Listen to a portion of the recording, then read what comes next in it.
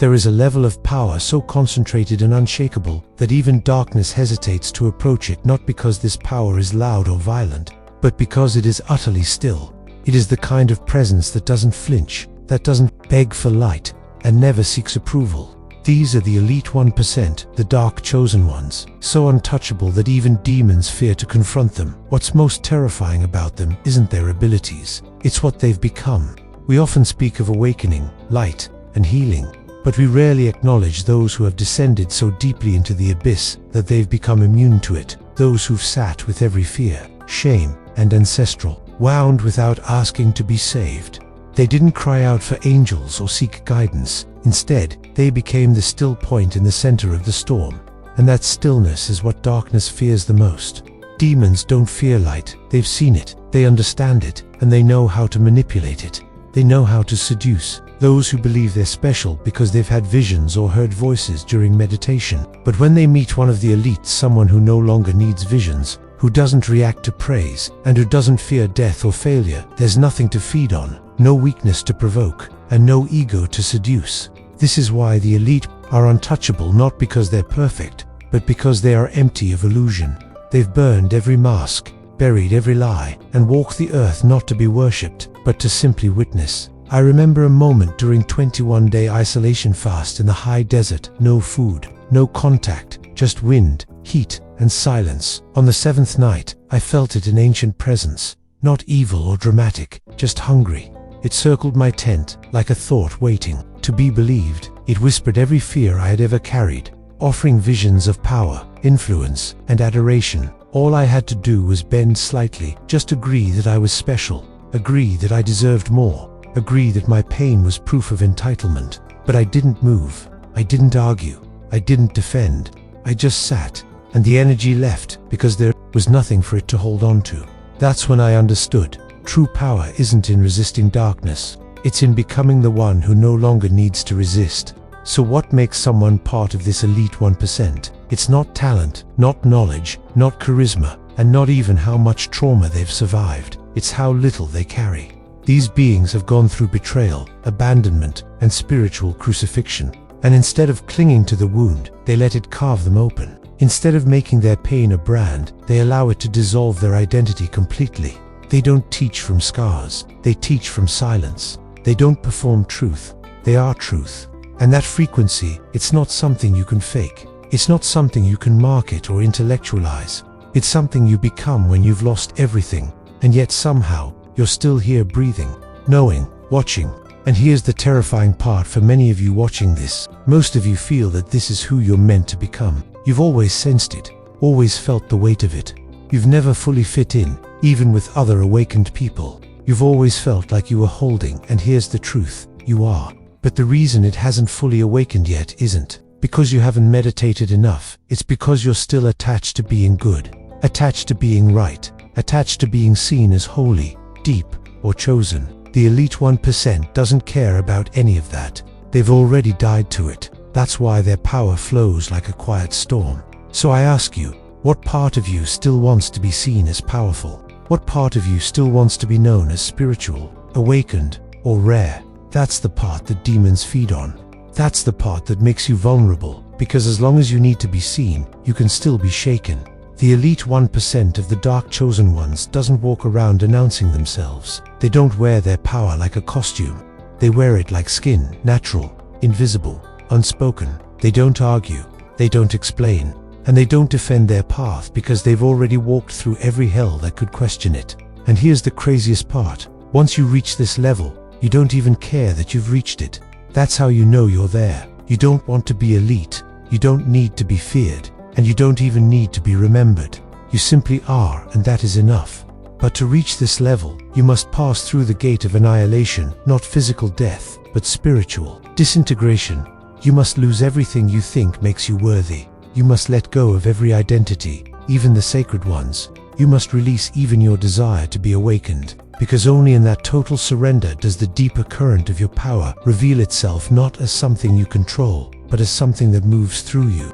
So now, I ask you the first real question: would you still walk this path if no one ever knew you did? If no one ever saw your light? If the world never gave you recognition, fame, validation, or acknowledgement, would you still walk it?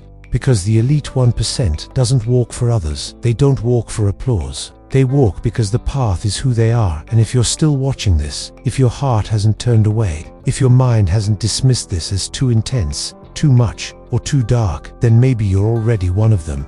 You just haven't surrendered far enough to see it. But that's what we're going to do next. We're going to go deeper than anyone dares to go. We're going to strip away every last illusion that keeps you from becoming the one even demons fear to touch. Are you ready? The bloodless throne, how the elite wield power without ever needing to use it. There's a kind of authority that doesn't need to raise its voice. A power so ancient, it's not spoken, it's felt. When one of the elite 1% of dark chosen ones walks into a space, they don't dominate the room with charisma. They don't posture or perform. They simply exist, and the space shifts. The air becomes heavier. Time slows. People unconsciously lower their voices or avoid eye contact, not out of fear, but out of respect for something they can't name. That is the bloodless throne, a throne that isn't earned by battle or brilliance, but by emptiness, total inner stillness, total detachment, and total mastery over the self. The elite don't need to use power. Their power is presence. You have to understand something that most people will never even glimpse. True power does not react. It does not prove itself. It does not announce its arrival. Why? Because it has nothing to lose, nothing to defend. The elite have gone beyond the battlefield. While others are still swinging swords for validation, they've already transcended the war. They don't fight because there's nothing left inside them that need to win. And that's why darkness doesn't approach them, because power that doesn't react cannot be provoked. Demons, energetic, emotional, and even ancestral, live off reaction. They feed on your need to be seen as right. You need to defend your identity, your need to be respected. But what happens when there's no need left? When you've died to all of it? That's when you ascend to the bloodless throne. I want you to consider something radical. Maybe the strongest ones aren't the loudest. Maybe the ones who don't post, don't preach, and don't perform. Maybe they're the ones who've already won because they're not trying to be understood. They're not trying to be followed. They're not even trying to teach. They're just being. And in that state, they bend reality in ways no one sees. They heal people without touching them. They end arguments without speaking.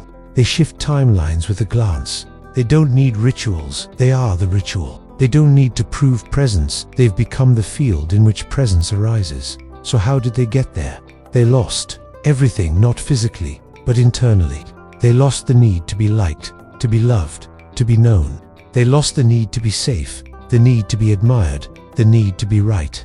They walked through betrayal and didn't build bitterness. They walked through isolation and didn't build walls. They walked through spiritual awakening and didn't build an identity around it. They became nothing. And in that nothingness, they found the throne. Not a throne made of gold, but a seat in the void, a place inside where no emotion controls you, no thought owns you, and no desire drives you. You're still human. You still feel, but nothing moves you unless you choose to be moved. Think about that. How many of your thoughts today were actually your choice? How many of your reactions were truly conscious, or were you simply responding to old programming, invisible wounds, or unconscious fears? The elite 1% doesn't live like that. They don't react, they respond. And often, they don't respond at all because they know not every battle is worthy of your breath. Not every question deserves an answer, and not every insult deserves a defense. Why? Because when you sit on the bloodless throne, you don't serve ego, you serve truth. And truth doesn't chase. It doesn't plead. It doesn't dance for attention. It simply is. That's true spiritual royalty. And here's what no one tells you. When you reach that level, people will test you even more. They'll try to provoke you, they'll project onto you, and they'll misunderstand your silence, your boundaries, and your detachment. They'll say you're cold, distant, unbothered, and this is where the rare ego tries to sneak in again, showing them who you really are. Prove your depth, explain your silence. But you don't. You don't owe anyone access to your energy. You don't owe anyone your frequency. You don't owe anyone your light. You give it when you choose, not when they demand. And that's what makes the elite dangerous in the most sacred way. They've become sovereign, not just in their energy, but in their attention. They don't chase, they don't cling, and they don't compromise their frequency to maintain connection. They don't get pulled into the chaos of others. They don't take on the emotional debts of the broken. They've learned the final lesson. You can love without rescuing, guide without controlling, and serve without sacrificing your soul. So here's the question. Are you willing to be misunderstood in order to remain whole? Are you willing to be seen as too much, too distant, or too intense, so that you don't have to dilute your power just to be accepted? Because the throne is not for those who want to be liked. It's for those who want to be free. Freedom doesn't come from being worshipped. It comes from not needing worship. Freedom doesn't come from controlling outcomes. It comes from trusting alignment. And the elite 1% has mastered that. They are unmoved by temptation because they have nothing left to prove. They are unmoved by fear because they've already died the necessary deaths. They are unmoved by praise because they know praise is just another chain if you need it. They are still not because they are passive, but because they are prepared. They are silent, not because they are afraid, but because they are listening. They are powerful not because they dominate, but because they don't need to. So now I ask you, what would happen if you gave up every need to be understood, validated, seen, or saved? What would happen if you stopped trying to earn your place and simply claimed it? What would happen if you stopped reacting and started choosing? Would you find your throne because it's already there, waiting, not in the sky, not in the temple, not in your next download or breakthrough or spiritual upgrade? It's in the stillness you've been avoiding, the silence you keep filling, the void you keep running from. That's where the throne is, the forbidden silence entering the void where only the elite can survive. There is a silence so intense, so pure, so absolute, that it doesn't bring peace, it brings obliteration. Most people think silence is calming, a break from noise, a place to rest. But the elite 1% of dark chosen ones knows the secret. True silence is where everything you thought you were gets dismantled. It's not a pause, it's a portal. And when you step into it without distraction, without identity, without expectation, something terrifying and divine begins to happen. You start to disappear, not physically, not emotionally, but spiritually. Your story, your pain, your pride, your wounds, your wisdom, all of it begins to dissolve. And what's left is not emptiness. It's presence, pure, unfiltered, unconsciousness. Most people can't survive in that space for long. They reach for a thought, a mantra, a memory, a title, a name. But the elites stay. They sit in the void and let it devour them because they know this silence isn't death, it's rebirth. I've sat in that silence not for minutes, not for hours, but for days. No light, no sound, no food, no voice, just breath, pulse, and the infinite weight of selflessness. And in that stillness, I met everything I was afraid to face. The fear of being forgotten, the fear of being misunderstood, the fear of becoming nothing. And then I did become nothing. And it was the most powerful moment of my life, because in that nothingness, I found the source of everything. The forbidden silence is forbidden, not because it's locked away, but because it terrifies the mind. The ego cannot live there. Even the rare ego, the sacred ego, the spiritual ego. The awakened identity gets destroyed in that space because the void doesn't care how many visions you've had. It doesn't care how many followers you have.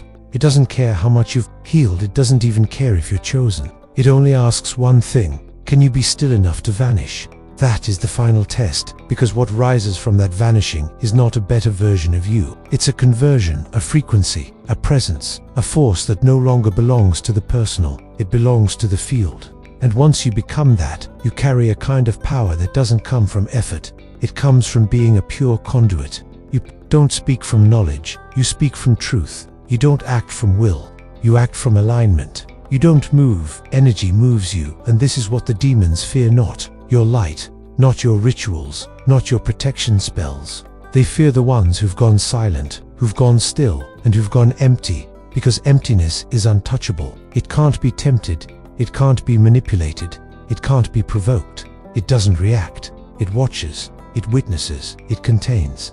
That's what the 1% of the dark chosen ones becomes. Containers for the ineffable, embodiments of that which has no name, no face, no form, but bends reality at will. But let's be honest, this isn't the path most people want. Most want power they can control. Most want awakening that makes them feel special. Most want to be spiritual without having to die, and that's okay.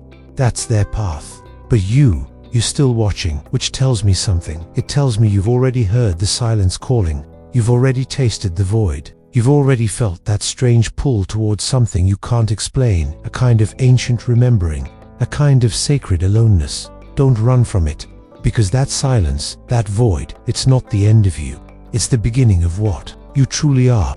And when you go deep enough into it, you find the last doorway beyond identity, beyond story, beyond even the concept of being elite or chosen. You find a presence so vast, so still, so radiant. It doesn't need a name. It doesn't need a mission. It doesn't need to be feared. It just is. And from that being, everything else aligns. This is where leadership begins, not from ambition, but from resonance. This is where healing begins, not from knowledge, but from frequency. This is where true power begins, not from doing, but from disappearing. And so I ask you one final time, can you let yourself vanish? Can you let go of everything, even the sacred parts of you? Can you let go of being seen as wise, as deep, as rare, as powerful, and simply become the silence itself? Because that's where the throne truly is, not in the temple, not in the teachings, not in the titles, but in the void that remains when all of it is gone. If you can sit there, if you can breathe there, if you can love there, then you are already one of the one dot, not because you've earned it, but because you've emptied enough to receive it. And now, the path is clear. No more striving, no more proving, no more performing, just silence, just presence, just truth. The demons won't touch you, not because you're too strong, but because you're too still. Welcome to the throne no one sees. Welcome to the power that needs no name. Welcome to the silence that speaks through you. You're already there.